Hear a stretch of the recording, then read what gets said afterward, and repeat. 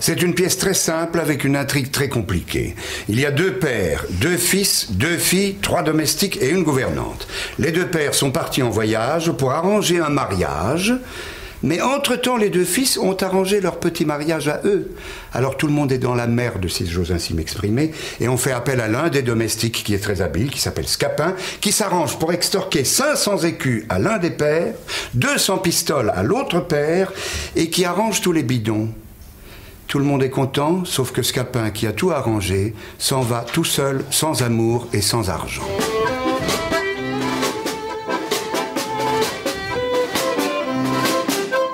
C'est un loser avec des coups d'éclat. Je pense à Benoît Poulvord, par exemple. Tous les personnages qu'il fait, c'est aussi des gens qui parlent beaucoup, qui ont de la tchatch, qui savent s'arranger un peu les situations, tout ça. Mais en fait, finalement, sont tous des pauvres types. Et Scapin, c'est le roi des losers, je pense.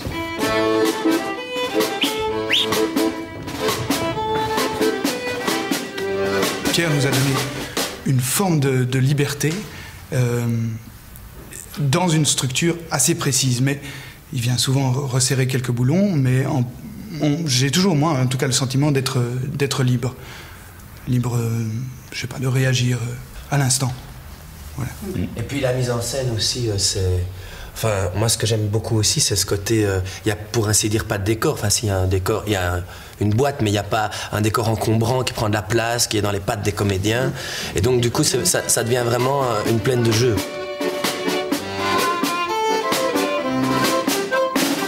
À l'époque, il n'y avait pas de divertissement dans Scapin. Tout d'un coup, j'ai eu envie, moi, d'y intégrer quelque chose qui me plaît énormément, c'est-à-dire du jazz, d'envisager les personnages, les domestiques, Scapin et ses potes, de les envisager comme des gars qui traînent dans la rue, comme il y en a le long des gares, comme il y en a dans les docks, et de s'embarquer dans Scapin avec cette idée-là.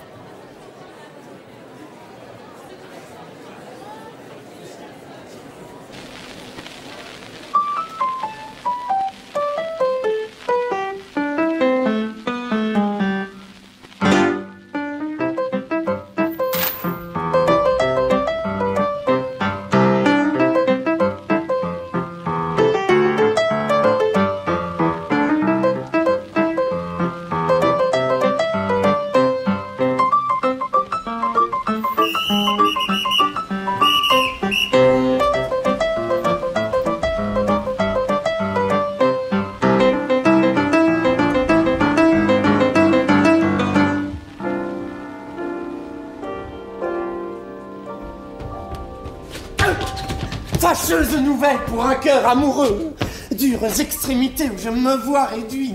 Tu viens, Sylvestre, d'apprendre au port que mon père revient. Oui. Qu'il arrive ce matin même. Ce matin même. Et qu'il revient dans la résolution de me marier. Oui. Avec une fille du Seigneur Géronte. Du Seigneur Géronte. Et que cette fille est mandée de Tarente, ici, pour cela. Oui. Et toi, tu tiens ces nouvelles de mon oncle. De votre oncle. À qui mon père les a mandées par une lettre. Par une lettre. Et cet oncle, dis-tu, il sait toutes nos affaires. Toutes nos affaires. Et... Parle si tu veux, et ne te fais point de la sorte à arracher les mots de la bouche. Mais que j'ai parlé davantage, vous n'oubliez aucune circonstance et vous dites les choses tout justement comme elles sont. Eh bien, conseille-moi du moins. Il me dit ce que je dois faire en ces cruelles conjonctures. Mais ma foi, je m'y trouve autant embarrassé que vous et j'aurais bon besoin que l'on me conseille à moi-même. Je suis assassiné par ce maudit retour. Mais je ne le suis pas moi. Lorsque mon père apprendra les choses, moi, je vais voir fondre sur moi un orage soudain d'impétueuses réprimandes. Oh, les réprimandes ne sont rien. Et plutôt ciel que j'en fusse quitte à ce prix. Mais j'ai bien de la mine pour moi de payer plus cher vos folies. Hein. Et je vois se former de loin un nuage de coups de bâton qui crèvera sur mes épaules. Ciel! Mais par où me sortir de l'embarras où je me trouve? C'est à quoi vous deviez songer avant que de vous y jeter. S'il est possible. Oh là.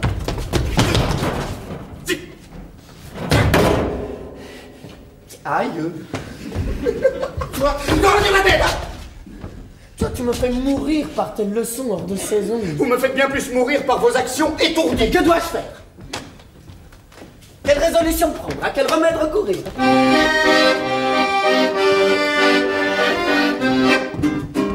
Qu'est-ce, Seigneur Octave? Qu'avez-vous? Qu'y a-t-il? Quel désordre est cela? Je vous vois tout troublé. Oh, mon pauvre Scapin, je suis perdu, je suis désespéré, je suis le plus infortuné de tous les hommes. Comment? N'as-tu rien appris de ce qui me regarde? Non.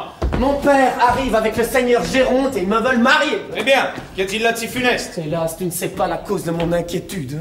Non. Mais il ne tiendra qu'à vous que je la sache bientôt. Et je suis homme consolatif. Homme à m'intéresser aux affaires des jeunes gens. Ah. Scapin, dis si tu pouvais trouver quelque invention, forger quelques machines pour me tirer de la peine où je suis, hein?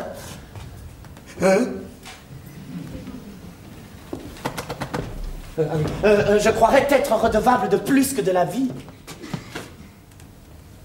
À vous dire la vérité, il y a peu de choses qui me soient impossibles. Quand je m'en veux mêler, et j'ai sans doute reçu du ciel un génie assez beau pour toutes les fabriques de ces gentillesses d'esprit, ces galanteries ingénieuses à qui le vulgaire ignorant donne le nom de fourberie. Et je puis dire sans vanité qu'on n'a guère vu d'homme qui soit plus habile ouvrier de ressorts et d'intrigues, qui ait acquis plus de gloire que moi dans ce noble métier. Mais, ma foi, le mérite est trop maltraité aujourd'hui, et je renonçais à toute chose depuis certains chagrins d'une affaire qui m'arriva. Comment quelle affaire, Scapin? Une affaire où je me brouillais avec la justice. La justice? Ouais, nous eûmes un petit démêlé ensemble. Ouais, la justice? Oui! Elle en usa fort mal avec moi, et je me dépitais de telle sorte contre l'ingratitude du siècle que je résolus de ne plus rien faire. Et basta. Ne laissez pas de me conter votre aventure. Là, comme Oui, ça. oui, oui. Bon. Tu sais, Scapin, qu'il y a 2 mois que le seigneur Géronte et mon père s'embarquèrent ensemble pour des affaires qui regardent certains commerces où leurs intérêts sont mêlés. Oui, je sais tout cela. Et que nous fûmes, Léandre et moi, laissés par nos pères, moi sous la conduite de Sylvestre et Léandre sous ta direction. Oui, je me suis fort bien acquitté de ma charge. Oui. Quelque temps après, Léandre fit rencontre d'une jeune égyptienne dont il devint amoureux. Oui, je sais cela encore.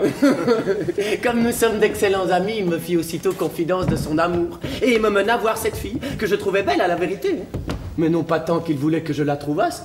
Il ne m'entretenait que d'elle chaque jour, m'exagérait à tout moment sa beauté et sa grâce, me louait son esprit, me parlait avec transport des charmes de sa conversation, dont il me rapportait jusqu'aux moindres paroles, qu'il s'efforçait toujours de me faire trouver les plus spirituelles du monde. Il me querellait, quelquefois, de n'être pas assez sensible aux choses qu'il me venait dire, et me blâmait sans cesse de l'indifférence où j'étais pour les feux de l'amour. Je ne vois pas encore où ceci veut aller.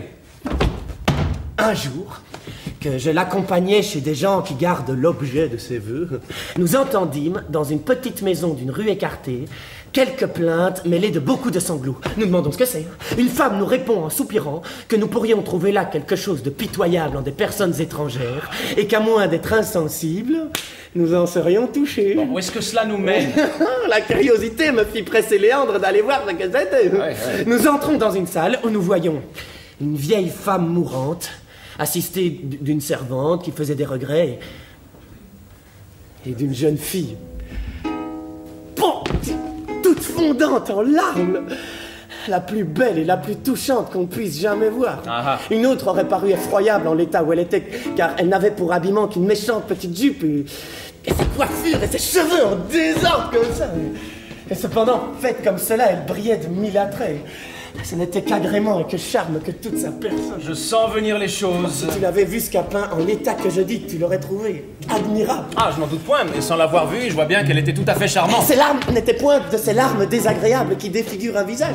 Non, elle avait à pleurer une grâce touchante et sa douleur était la plus belle du monde. Ouais, je vois tout cela. Elle faisait fondre chacun en larmes en se jetant amoureusement sur le corps de cette pauvre mourante qu'elle appelait sa chère mère.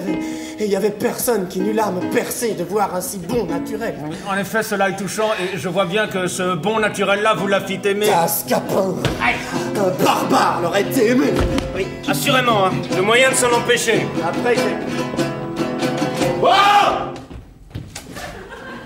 Après quelques paroles dont je tâchais d'adoucir la douleur de cette charmante affligée, nous sortîmes de là et, demandant à Léandre ce qui lui semblait de cette personne, il me répondit froidement qu'il la trouvait assez jolie. Je fus piqué de l'indifférence avec laquelle il m'en parlait et ne voulus point lui montrer l'effet que ses beautés avaient fait sur mon âme. Si vous n'abrégez ce récit, nous en voilà pour jusqu'à demain.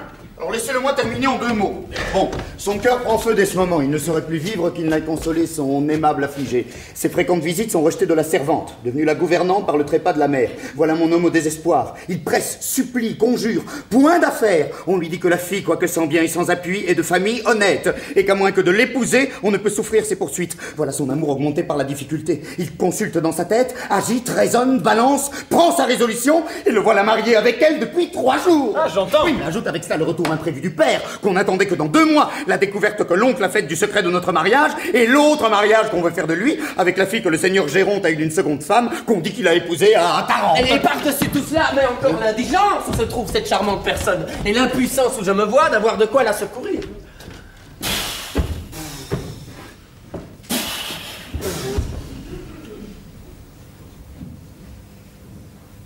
Est-ce là tout? C'est tout? Ah! Ah, vous voilà bien embarrassés tous deux pour une bagatelle. Bagatelle? Bagatelle, une bagatelle. Oui, c'est bien là de quoi se tente alarmer. N'as-tu point de honte, toi, de demeurer court à si peu de choses? Que diable? Et te voilà grand et gros comme père et mère. Ne saurais-tu trouver dans ta tête, forger dans ton esprit, quelques ruses galantes, quelques honnêtes petits stratagèmes pour ajuster vos affaires, fille? Peste soit du butor! Je voudrais bien, moi, que l'on m'y donnait autrefois nos deux vieillards à duper. Là, je les aurais joués tous deux par-dessous la jambe. J'étais pas plus grand que cela, que je me signalais déjà par 100 tours d'adresse jolie. Mais j'avoue que le ciel ne m'a pas donné tes talents et que je n'ai pas l'esprit comme toi de me brouiller avec la justice. Voici mon aimable Hyacinthe. Est-il vrai ce que Sylvestre vient de dire à Nérine, que votre père est de retour et qu'il veut vous marier? Oui, belle Hyacinthe, et ces nouvelles m'ont donné une atteinte cruelle. Mais que vois-je? Mais vous pleurez. Pourquoi ces larmes? Me soupçonnez-vous, dites-moi, de quelque infidélité? Et n'êtes-vous point assuré de l'amour que j'ai pour vous? Tout le jour, toute la nuit. Rien que toi, toujours, toujours, je suis ébloui. Que tu sois au loin, qu'importe, puisqu'au loin t'endormant, je t'emporte, mon amour, nuit et jour. Octave, je suis sûre que vous m'aimez, mais je ne le suis pas que vous m'aimiez toujours. Hey, peut-on vous aimer qu'on ne vous aime toute sa vie? Sans répit, le jour, la nuit. Le désir comme un démon me hante et me poursuit. Dans le tourbillon du monde, ma solitude profonde, je suis à toi, oh, rien qu'à toi. Nuit et jour, rien que pour toi et moi. Toi et moi, Un feu brûle qui se consume et ne brûle que pour toi. Mon tourment ne finira que quand tu me permettras de t'aimer toujours, nuit